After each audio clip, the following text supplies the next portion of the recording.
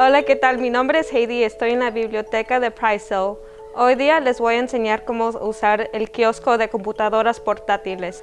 Para comenzar, vamos a presionar el botón que dice Checkout y tienen que estar de acuerdo con las políticas y los términos de la biblioteca.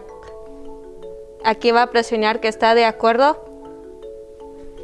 Y puede escanear su tarjeta de biblioteca o puede ingresar los números.